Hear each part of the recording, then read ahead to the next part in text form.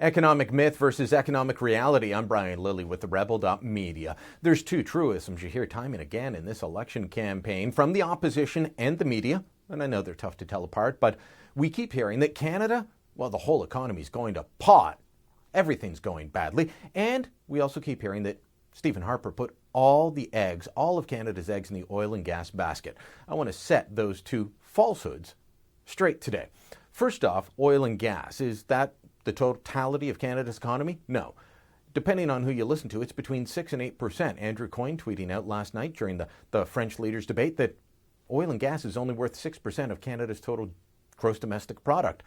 Stats Canada, in figures released last year, put the entire mining, oil and gas and extraction industries, so that includes more than just oil and gas, at just under 8% of the economy. Closely behind that was health and social services.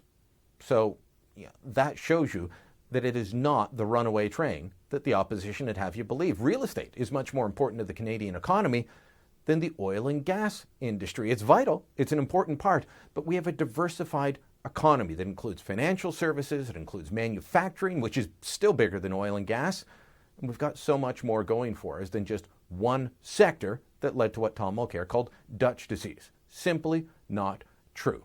Then we keep hearing that Canada is in the middle of an economic recession. That's why the government is in deficit. Okay, we found out that we finished off the last fiscal year with a surplus. Guess what? Canada's still in surplus. Another month, another surplus. From the latest fiscal monitor, the time between April 1st and the end of July, a budgetary surplus of $5.2 billion. That included a surplus for the month of July of about $200 million. How's that happening? Let me read to you from the Fiscal Monitor.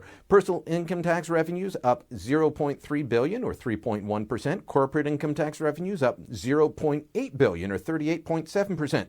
Non-resident income tax revenues up $0.1 billion or 12.1%.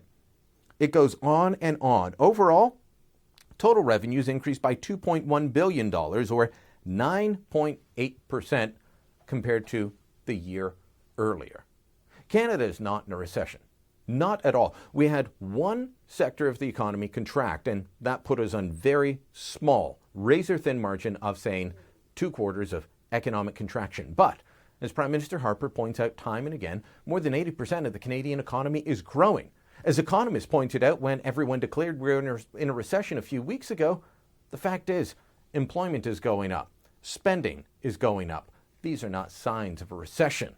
The fact is we're hitting some headwinds in the Alberta oil patch in particular, and specifically the oil sands, which are far more expensive to extract than conventional oil.